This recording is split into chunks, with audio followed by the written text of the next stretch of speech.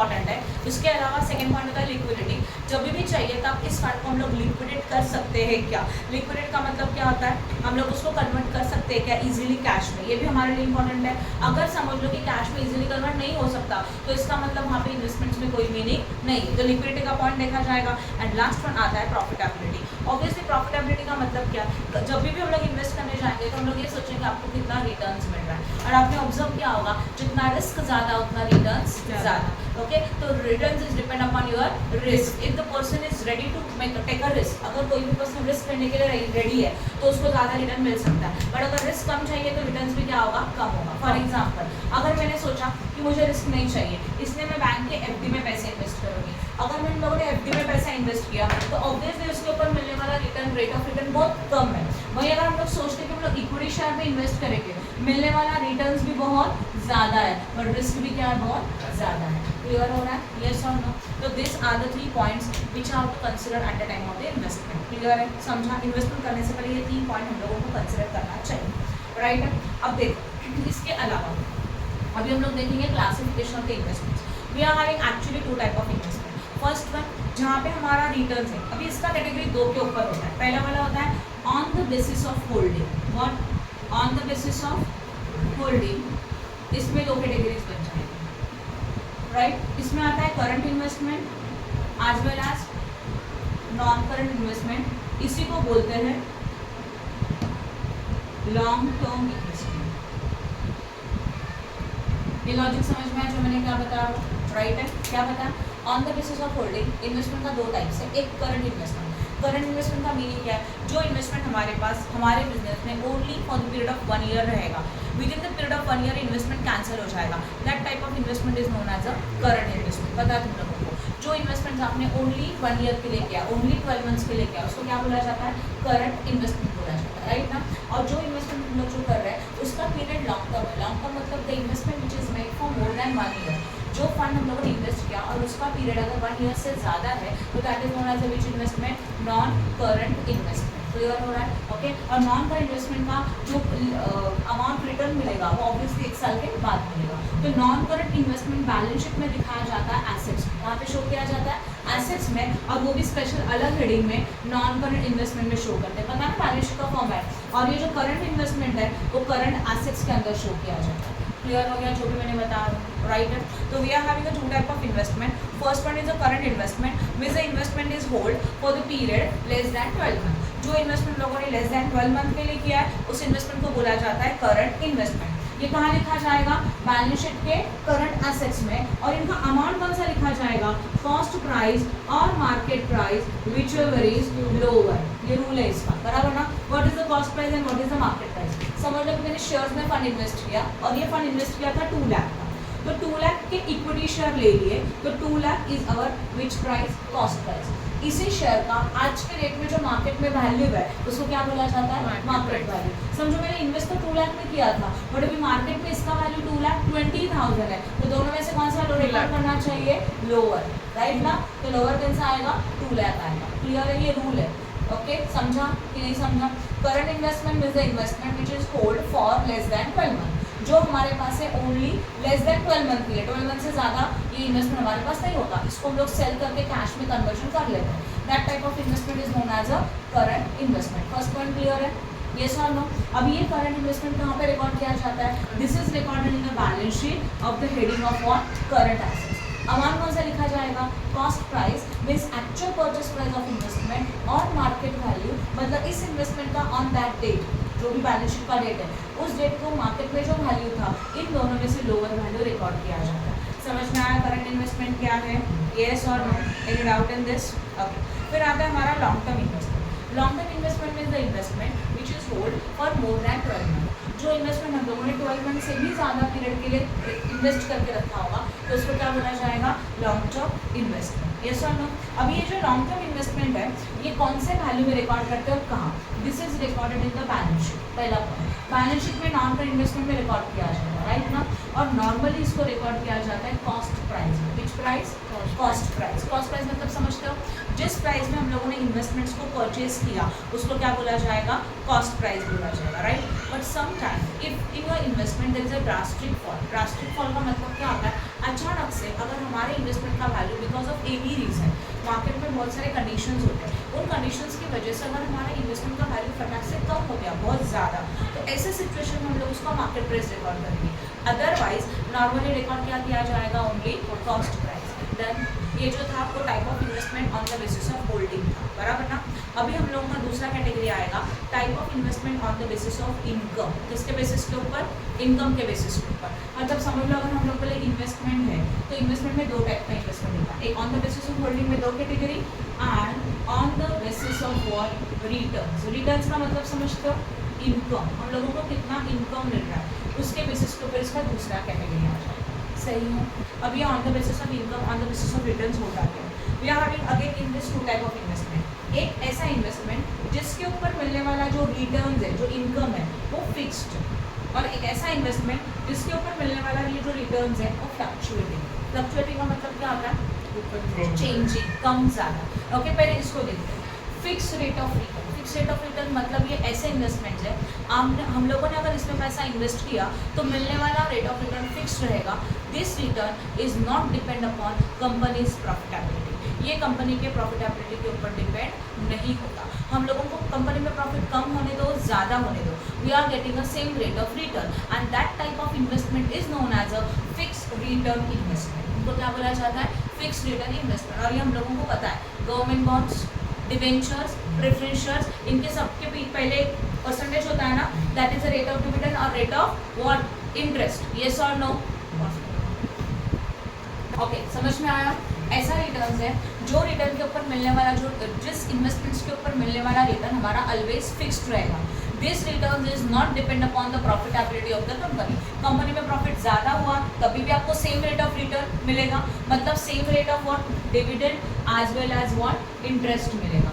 अगर हम लोग इन्वेस्ट करते हैं डिवेंचर्स में, गवर्नमेंट बॉन्ड्स में, सिक्योरिटीज़ में, राइट ना, किसी भी अलग सिक्योरिटीज़ में इन्वेस्ट किया तो उसके ऊपर मिलने वाले रिटर्न्स को बोलते हैं इंटरेस्ट। क्या बोला जाता है इसको? इंटरेस्ट। ऑब्वियसली ना, डिवेंचर में इन्वेस्ट करेंगे तो रिटर्न्स में क्या मिलेगा? इंटरेस्ट मिलेगा। ओके, अगर हम लोगों ने गवर्नमेंट बॉन्ड्स में इन्वेस्ट किया तो जो रिटर्न्स मिलेगा उसको क्या बोला जाएगा? Interest, right. वहीं अगर हम लोगों ने प्रेफरेंस शेयर्स में इन्वेस्टमेंट किया तो इन दैट सिचुएशन जो रिटर्न्स मिलेगा that is known as what, dividend. But इन दोनों का रेट ऑलरेडी डिसाइडेड होता है। जैसे कि 10% डिवेंचर बोला तो कंपनी में कितना भी प्रॉफिट होने दो, we are getting a returns at the rate of how many percentage? 10%। Clear हो रहा है? प्रेफरेंशियल में समझो रेट ऑफ डिविडेंड 12% है तो हम लोगों को डिविडेंड का कितना रिटर्न्स मिलेगा? ओनली 12% ही मिलेगा। That any doubt in this? समझा कि नहीं समझा? पक्का क्लियर है अच्छी तरह से? ओके, तो ये हो गया हमारा investment earning of fixed rate of return. Okay, now we are having some investment in that there is a fluctuating returns आ रहे हैं। कौन सा रिटर्न है यहाँ पे? फ्लक्चुएटिंग रिटर्न्स है, और ये एक ही इन्वेस्टमेंट है, equity share capital, right. If investors making investment, कोई भी इन्वेस्टर है जिसने इन्वेस्टमेंट किया इक्विटी शेयर्स में, तो in that situation equity shares में अगर इन्वेस्ट करते तो मिलने वाला रेट ऑफ रिटर्न फिक्स नहीं होता। That rate is depend upon the companies profitability.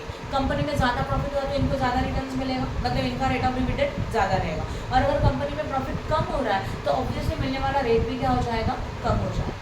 Clear हो रहा है? तो इक्विटी शेयर्स के ऊपर का जो रिटर्न है वो कंपनी के प्रॉफिटेबिलिटी के ऊपर डिपेंड है। If company earns more profit तो we are getting a extra return, and company earns a less profit, in that situation company public और investors getting a less return. Some time अगर company हमारा loss making में चला गया तो equity share holder को कोई डिविडेंड नहीं मिलता। पता है ना, equity share holder is a real owner of the business. ये बिजनेस के रियल ओनर्स है, तो बिजनेस में प्रॉफिट हुआ तो एक्स्ट्रा बेनिफिट भी इनको ही मिलेगा, बिजनेस में लॉसेस हुआ तो एक्स्ट्रा लॉसेस भी इनको बेयर करना पड़ेगा, इक्विटी शेयर्स को। क्लियर हो रहा है? तो this type of investment is known as a fluctuating return investment. Okay, जो इतना सब कुछ समझा है ना, उसमें हमारे काम का ये दो, इसके ऊपर कोई समझ नहीं आया, बराबर है? ये बेसिक कंसेप्ट था। क्या क्या देखा हम लोगों ने? इन्वेस्टमेंट। इन्वेस्टमेंट क्यों करते हैं? If you are having a excess fund, उस फंड को हम लोग इन्वेस्ट करना चाहते हैं, क्योंकि इन्वेस्टमेंट करने के बाद दो बेनिफिट है। एक, हम लोगों को एक्स्ट्रा रिटर्न्स मिलेगा, तो रिटर्न्स मिलने के लिए हम लोग इन्वेस्ट करेंगे, एज वेल एज जहाँ पे हम लोगों ने फंड को इन्वेस्ट किया वहाँ से हम लोगों को कुछ ना कुछ उस वैल्यू का क्या हो जाएगा? वैल्यू इंक्रीज होगा, अप्रिसिएशन होगा।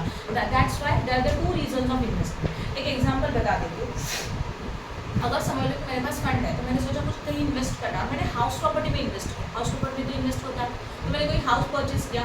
अब ये हाउस हम लोगों ने रेंट पे दिया, तो तो रेगुलरली हम लोगों को क्या मिलेगा, रेंट मिलेगा, पहला पॉइंट। तो we are getting a returns from that property as well as अगर मैंने ये प्रॉपर्टी 50 लाख में परचेस किया था तो after a particular period of years 2 year 4 year के बाद ये 50 लाख का 60 लाख होने वाला है। तो there is appreciation in the value of assets.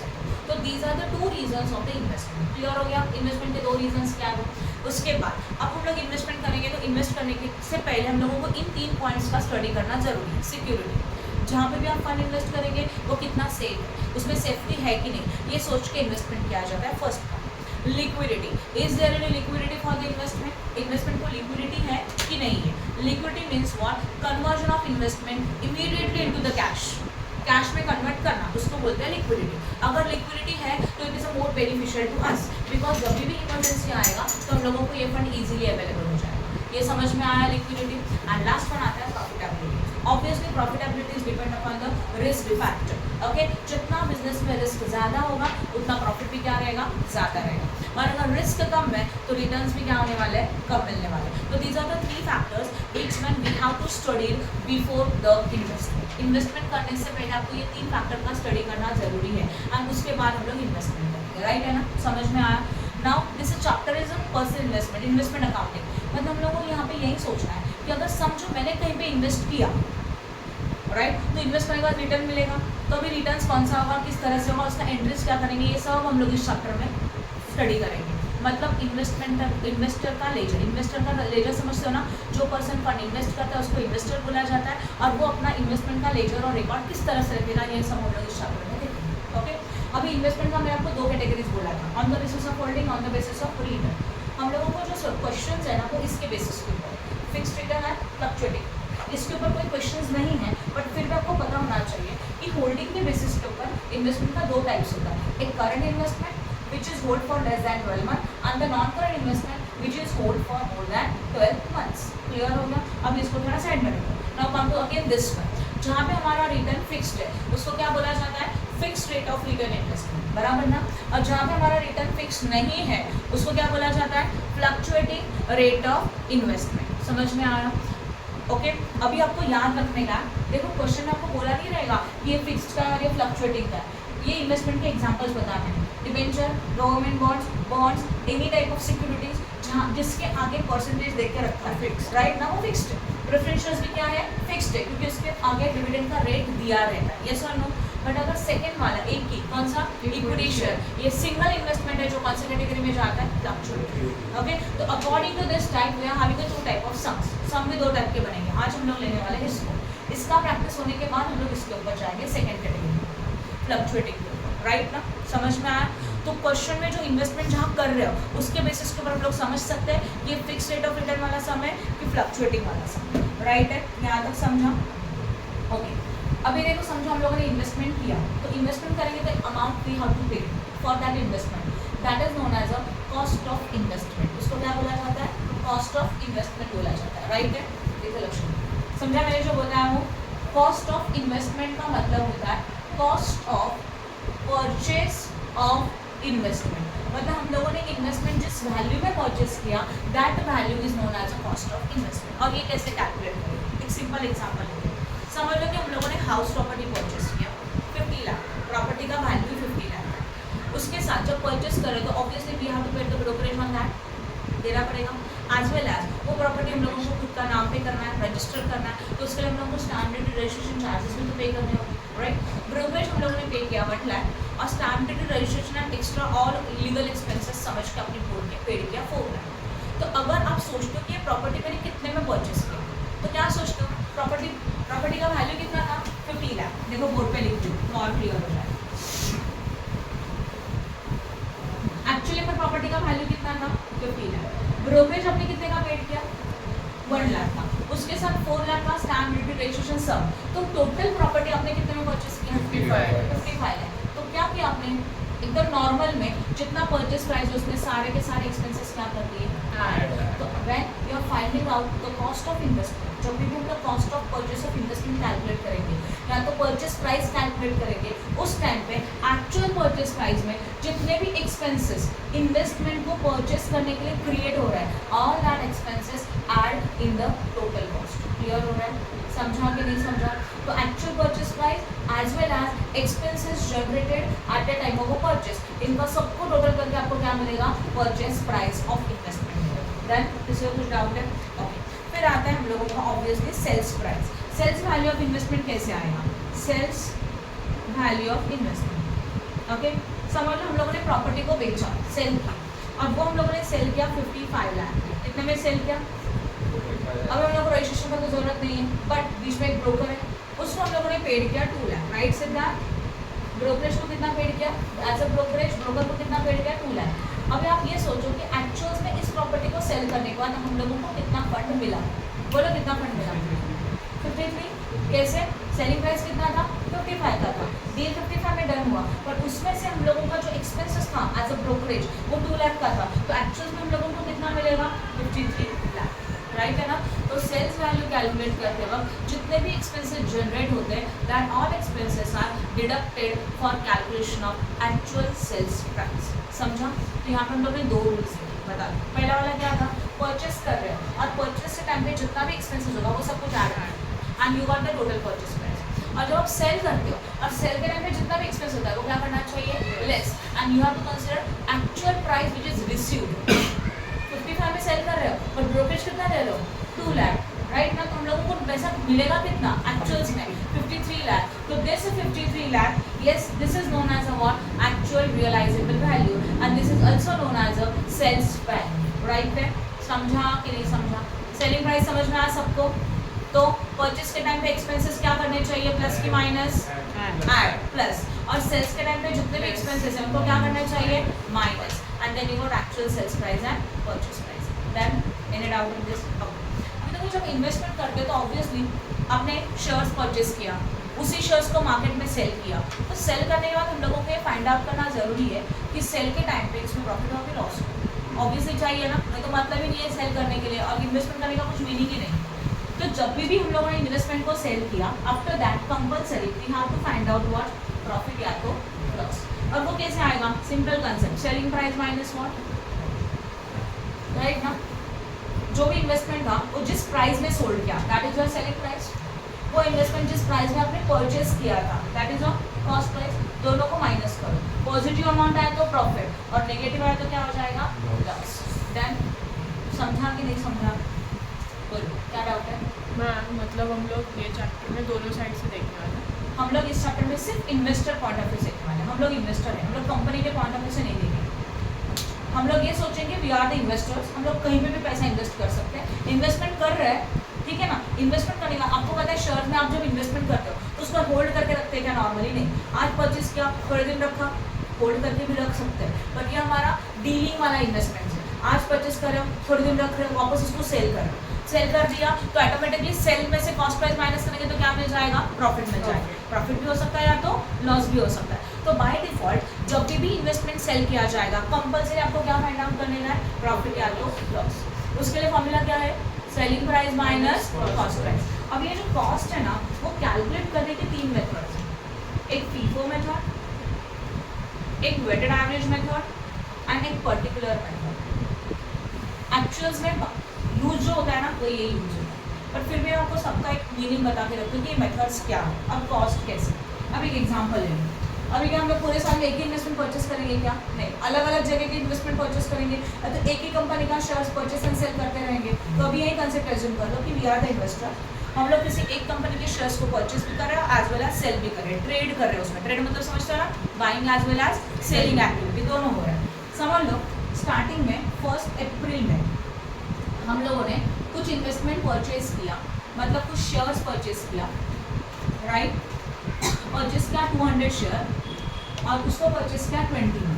तो आपने कितने में परचेस किया ये बोलो, 2000 कैलकुलेट करके बताओ, 2 और 2 जा 4, दैट इज व्हाट 4 था। तो हमारा परचेस प्राइस कितना हो जाएगा, 4। ये क्लियर है यहाँ तक, ठीक है।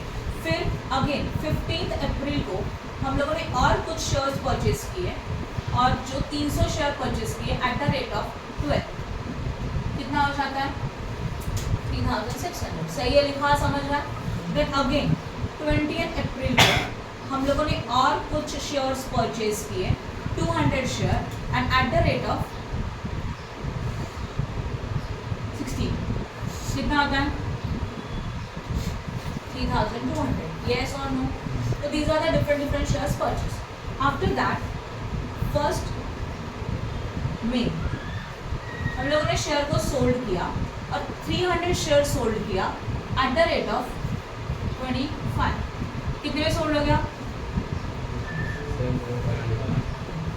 ये these are the situation, these are the transactions in the particular month, particular year जो भी. अब यहाँ ध्यान, परचेस करे नो प्रॉब्लम, परचेस करे नो प्रॉब्लम, यहाँ पे भी परचेस किया नो प्रॉब्लम. अभी क्या किया आपने? सेल किया तो कंपल्सरी क्या निकालना चाहिए? प्रॉफिट एंड लॉस चाहिए ना कंपल्सरी. अब ध्यान, प्रॉफिट एंड लॉस के लिए फॉर्मूला क्या होता है? Selling price minus cost price. हम लोगों ने कितने शेयर सोल्ड किए? 300 एट द रेट ऑफ 25. तो इसका सेलिंग प्राइस कितना हो गया? तो ये मिल गया 7,500 selling price. Now we have to find out the cost price. आपको क्या निकालना चाहिए? इसको निकालने के हमारे पास ये 3 मेथड है. मैं पहले आपको एक्सप्लेन कर रही हूँ. फीफो, फीफो का मतलब क्या होता है? First in first out. अभी देखो हम लोगों ने इतना क्लियर है कि 300 शेयर सोल्ड किया, बट हमारे पास 3 लॉट था. इसमें से कौन सा लॉट सेल किया? तो लॉजिक क्या यूज करा अभी? First in first out. इसका मतलब जो 300 शेयर हम लोग सेल कर रहे हैं, इसमें हम लोग ये 1 अप्रैल का 200 शेयर सेल कर रहे हैं जो 1 अप्रैल को परचेस किया था, एंड रिमेनिंग 100 शेयर्स हम लोगों ने सेल किया 15 अप्रैल वाला. यस और no? FIFO, first in first out. Clear हुआ? These are the share purchase, these are the share purchase, and these are the share purchase. Now we are having a total number of shares कितना हो जाता है? 3 + 2 + 3 कितना आता है? 700 number of shares है. But आप इसमें से कितना नंबर ऑफ शेयर सोल्ड कर रहे हो? 300. कौन सा 300 सोल्ड किया? कौन सा नंबर ऑफ शेयर सोल्ड किए? 1 अप्रैल वाले, 15 अप्रैल वाले कि 20 अप्रैल वाले? चाहिए ना? क्या नहीं समझा बताओ. मैंने क्या लिखा? ये क्वेश्चन लिखा मैंने और कुछ नहीं लिखा है. राइट है ना? थोड़ा एक्सेप्ट कर जाना प्लीज. ये क्या लिखा मैंने? क्वेश्चन लिखा. आप इतना तो समझते हो ना, आपके घर में राइस लाया 3 अलग अलग डेट को, बराबर ना? आप इसमें से यूज कर रहे हो तो सोचना चाहिए ना कौन से डब्बे वाला यूज कर रहे हो, पहला वाला, दूसरा वाला कि तीसरा वाला. अब तो समझ में आया. यहाँ पे भी वही कंसेप्ट है. How many number of share? 200. पहले परचेस किया 1 अप्रैल को, अब कितने में परचेस किया? 20. ये हो गया टोटल कॉस्ट फॉर 200. ध्यान दो, आपस समझा. 15 अप्रैल को और शेयर परचेस किया 300 का. कौन सा रेट से? टोटल कॉस्ट कितना हो गया? 3,600. एंड 20 अप्रैल को और शेयर परचेस किया कितना? 216 के रेट से. तो दिस इज योर कॉस्ट. ऐसे हमारे पास टोटल नंबर ऑफ शेयर कितने हैं बोलो? 700 हमारे टोटल नंबर ऑफ शेयर है. राइट है? यस और नो? यहाँ ध्यान देना प्लीज. नाउ अभी क्लियर है कि हम लोग इसमें से सेल कितना कर रहे हैं? 300. 300 शेयर कौन से सोल्ड किए? 1 अप्रैल वाले किए कि 15 अप्रैल वाले किए कि 20 अप्रैल वाले किए? ये आपको डिसाइड करना है. उसके लिए मेथड्स है. राइट? अभी पहला हम लोग कौन सा मेथड यूज कर रहे हैं? First in first out method क्या कहता है? जो पहला आया उसी को पहले सेल कर दो. तो अकॉर्डिंग टू दैट अगर हम लोग ने 300 शेयर सोल्ड किया तो इन 300 शेयर्स में से 200 शेयर जो कि 1 अप्रैल को परचेस किया था, आया ना? और 100 शेयर्स जो कि कौन से रेट को परचेस किया था? 15 अप्रैल को. राइट? ओके. अब 1 अप्रैल को जो शेयर परचेस किया उसका कॉस्ट कितना है? चेक करो. 20. तो कितना बन गया ये? 4,000. और जो 15 को परचेस किया उसका कॉस्ट कितना है? 12. तो कितना बन गया? 1,200. नाउ 4,000 प्लस 1,200 कितना आता है? 5,200. तो जो 300 शेयर आप सेल कर रहे हैं उनका कॉस्ट कितना बन गया? 5,200. By which method? FIFO method. समझा? तो ये 5,200 यहाँ लिखा जाएगा. अब माइनस करेंगे, आंसर पॉजिटिव हो रहा है. जो भी आएगा वो वर्ड अपने लिए क्या है? प्रॉफिट. देन समझा कि नहीं समझा? तो ये था कॉस्ट फाइंड आउट करने का विच मेथड? FIFO method. समझा? यस और नो? हाँ. अब ये 200 है, 200 नंबर ऑफ शेयर है, इसका कॉस्ट चाहिए. तो 200 आपने कितने में परचेस किए थे? वो 20 मल्टीप्लाई करके टोटल कॉस्ट कितना हुआ? 100 इसमें से लिया तो उसका रेट क्या था? 12. 100 इंटू 12 1,100. ये हो गया टोटल कॉस्ट. डन? समझा? ओके. अभी सेम कंसेप्ट बट हम लोग यूज करेंगे विच मेथड? Weighted average. अब यहाँ ध्यान दो please. Cost price find out करने के 3 मेथड्स बताए थे. FIFO, weighted average method and what? Particular method. Okay. ये हो गया. अभी हम लोग ट्राई करें वेटेड एवरेज. ठीक है? ध्यान देना प्लीज. सेलिंग प्राइस तो मिल गया. वेटेड एवरेज में ना एक डेटा मेंटेन किया जाता है. सबसे पहले देखो यहाँ पे लिखेंगे नंबर ऑफ शेयर और यहाँ लिखा जाता है कॉस्ट. 2 कॉलम. तो सबसे पहले आपने परचेस किया 1 अप्रैल. हाँ या ना? नंबर ऑफ शेयर परचेस किया 200 का और उसका कॉस्ट मल्टीप्लाई बाय 20 करके कितना हो रहा है? 4,000. डायरेक्टली अमाउंट लिखो। फिर हम लोगों ने 15 अप्रैल को और परचेज किया, राइट, 300 शेयर। फिर आपका 12 के रेट से कितना हो गया 3600। तो टोटल इन्वेस्टमेंट हुआ उसी टाइम पे 500 और 7600, ठीक है। अगेन 15 अप्रैल के बाद 20 अप्रैल को हम लोगों ने और कुछ तो परचेज किया। क्या परचेज किया, 200 शेयर 16 के रेट से 3200 का कॉस्ट है, तो ये हो गया 700 एंड कॉस्ट कितना हो जाएगा,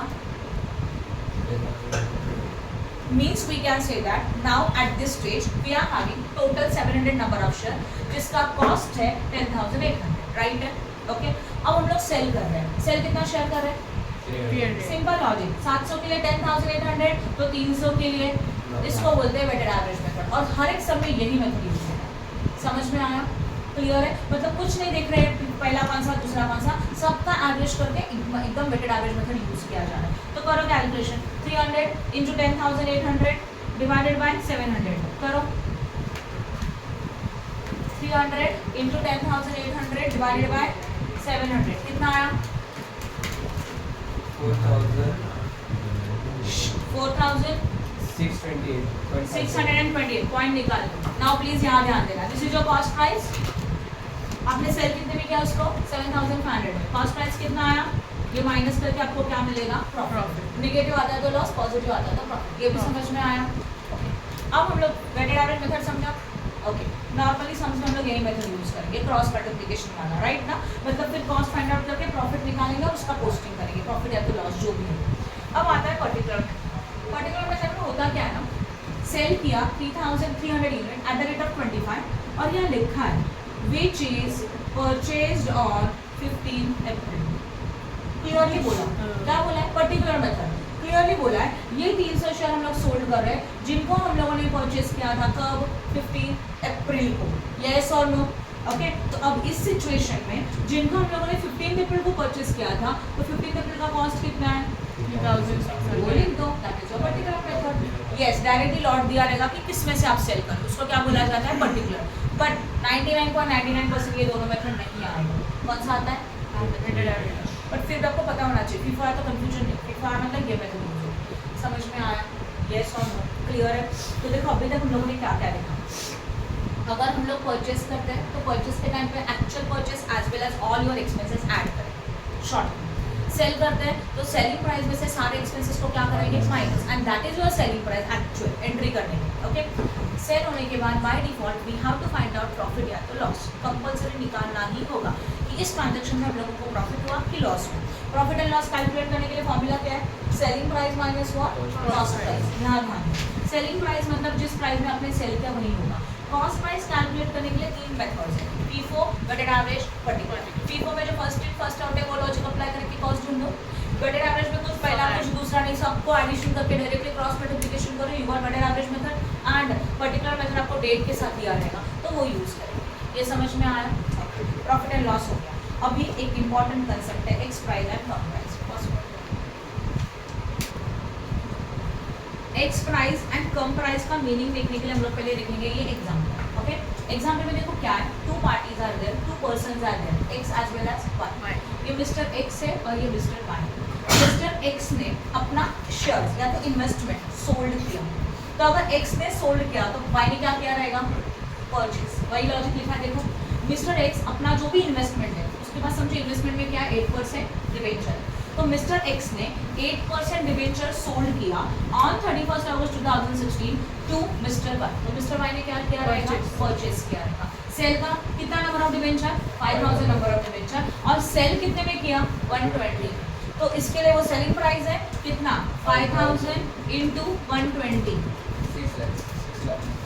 6 लाख। एक ऐसा प्राइस है कि इस प्राइस में Y is ready to purchase the investment and X is ready to sell the investment, and this price is the selling price या तो परचेज प्राइस। क्लियर हो गया, तो ये डील का एक प्राइस। अभी होगा क्या ना, देखो नॉर्मली क्या होता है ना, अभी उसी के साथ ये देखो डिबेंचर का इंटरेस्ट कितना परसेंट का, 8%। जब भी हम लोग इन्वेस्टमेंट करेंगे तो अल्टीमेटली एकदम नॉर्मल है कि इन्वेस्टमेंट के ऊपर क्या मिलने वाला है, इंटरेस्ट मिलेगा। अब देखो एज्यूम करो कि कंपनी आपको इंटरेस्ट डिक्लेयर करिए 2 टाइम्स इन अ ईयर, और उनके डेट है 30 जून एंड 31 दिसंबर, मतलब पूरे साल में डिबेंचर्स के ऊपर आपको इंटरेस्ट मिलेगा 2 बार, 6 मंथ। पहला कब मिलेगा, जून में मिलेगा, और दूसरा कब मिलेगा, दिसंबर में मिलेगा, राइट है ना। तो जून मंथ होने के बाद जुलाई, अगस्त, सितंबर, अक्टूबर, नवंबर एंड व्हाट, दिसंबर, 6 मंथ्स का इंटरेस्ट दिसंबर में मिलने वाला है, और दिसंबर के बाद जनवरी, फरवरी, मार्च, अप्रैल, मई एंड जून, इन 6 मंथ्स का इंटरेस्ट कब मिलेगा, 30 जून को मिलेगा। तो these are the dates, on that date interest is received. अब जब इंटरेस्ट मिलेगा तो समझो कंपनी एबीसी कंपनी, उसके ये डिबेंचर है, कंपनी कौन सा है, एबीसी लिमिटेड है, ओके। अगर ये कंपनी इंटरेस्ट को डिक्लेयर करेगी या तो इंटरेस्ट को पेड करेगी, तो कंपनी ये सोचेगी 30 जून को एंड 31 दिसंबर को ये डिबेंचर जिनके पास है उनको इंटरेस्ट मिलेगा, हाँ या ना, ओके। अब समझ लो ये ट्रांजैक्शन कब हो रहा है, 31 अगस्त को ट्रांजैक्शन हुआ, मतलब जून के बाद, तो पीरियड देखो जून के बाद क्या आता है, 1 जुलाई, है ना, अगस्त, सितंबर, अक्टूबर, नवंबर एंड दिसंबर। दिसंबर के टाइम पे मतलब 31 दिसंबर को अब जब कंपनी इंटरेस्ट को डिक्लेयर करेगी तो दिसंबर के टाइम पे ये डिबेंचर्स किसके पास थे, एक्स की वाई के पास थे, तो ये डिबेंचर था वाई के पास। तो कंपनी पूरा 6 मंथ्स का इंटरेस्ट किसको दे देगी, कंपनी को कोई लेना देना नहीं, ड्यूरिंग द ईयर क्या हो गया, कंपनी को बस इतना चाहिए जिस दिन इंटरेस्ट डिक्लेयर हो रहा है उस टाइम के डिबेंचर किसके पास है, उसको पूरा इंटरेस्ट दिया जाएगा 6 महीने का, राइट। बट वापस बता रही, क्या बताया मैंने, कंपनी डिबेंचर कितना टाइम डिक्लेयर करती है, 2 टाइम, 6 मंथ्स का। कंपनी डिबेंचर कौन से डेट को डिक्लेयर कर रही है, June as well as what, December. तो जून तो छोड़ो, क्यों छोड़ो, क्योंकि जून को इंटरेस्ट मिल गया। जून के डेट को डिबेंचर किसके पास थे, एक्स के पास थे, क्योंकि सेल कब हो गए, 31 अगस्त को ना, तो 30 जून को एक्स को इंटरेस्ट मिल गया पूरा का पूरा, कितना, 6 मंथ्स का, हाँ या ना।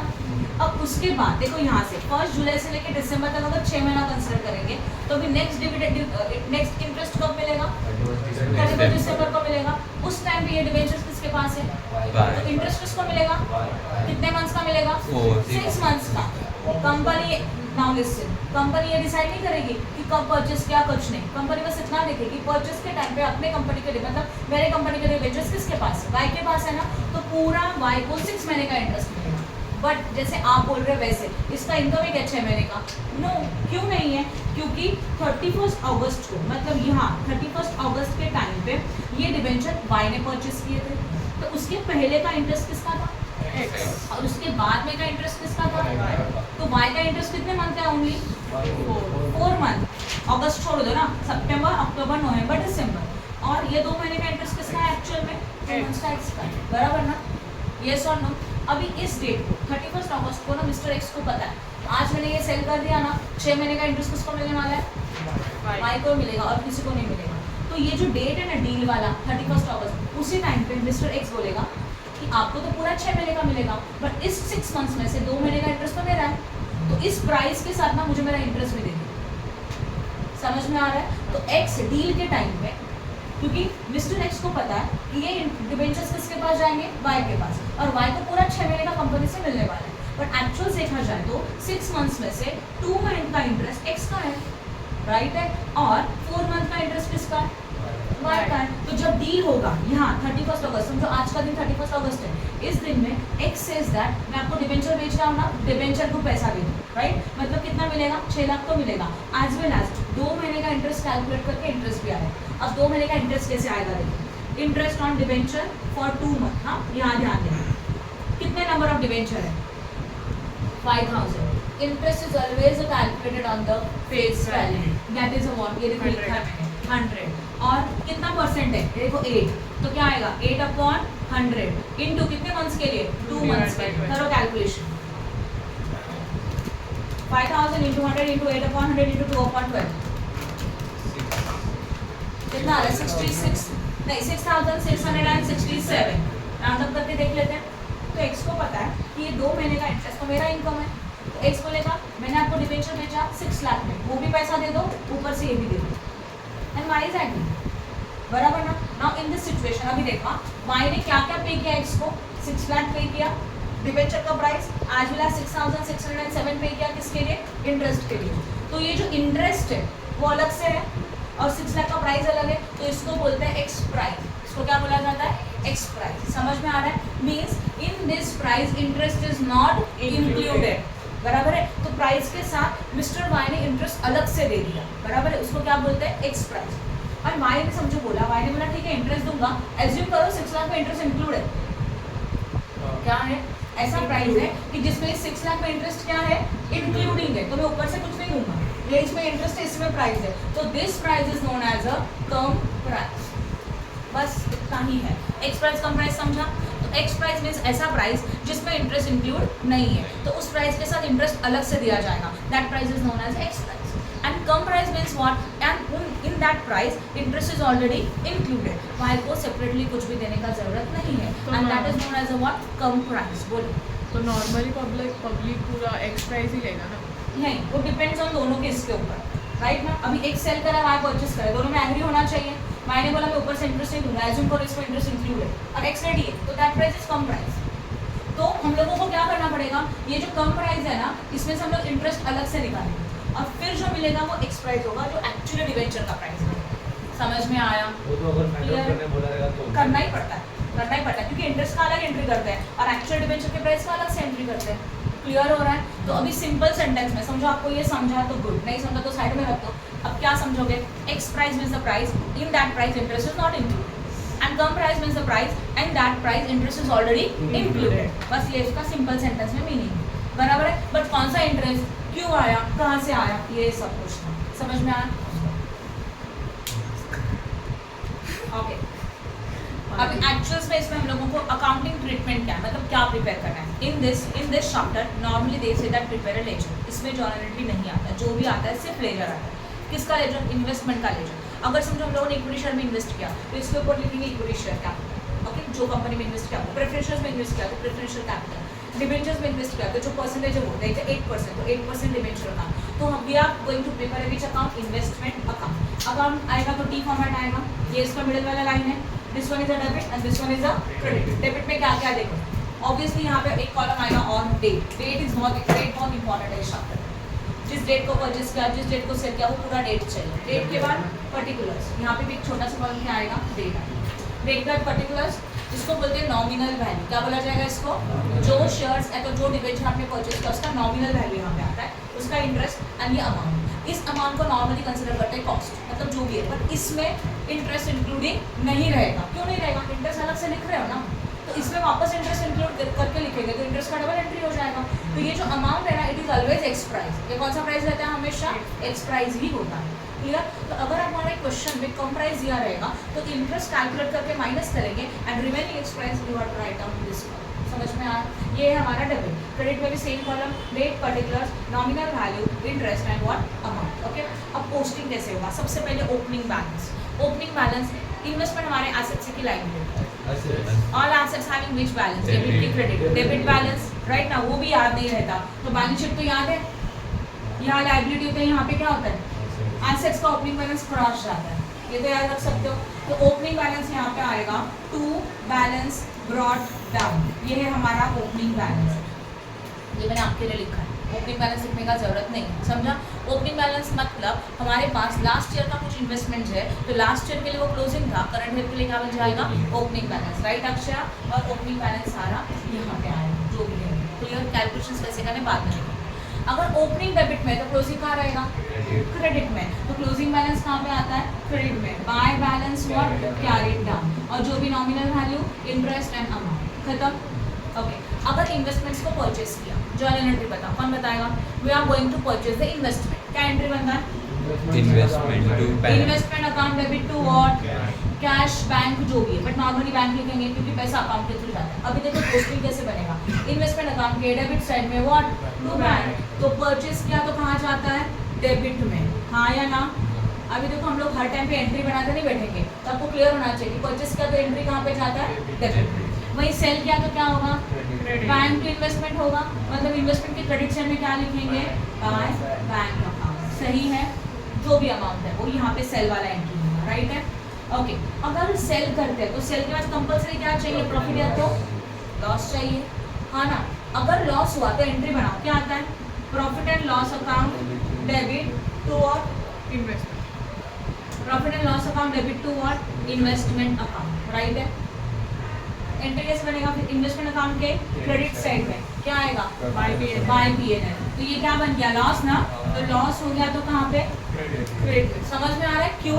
ओके। और वही प्रॉफिट बन गया तो एंट्री क्या आता है? Investment account debit to what? PNL. तो इन्वेस्टमेंट अकाउंट के डेबिट साइड में क्या लिखेंगे? To PNL. प्रॉफिट हुआ तो डेबिट में। तो चलो थोड़ा रिकॉल कर लेते हैं। ओपनिंग कहाँ जाता है?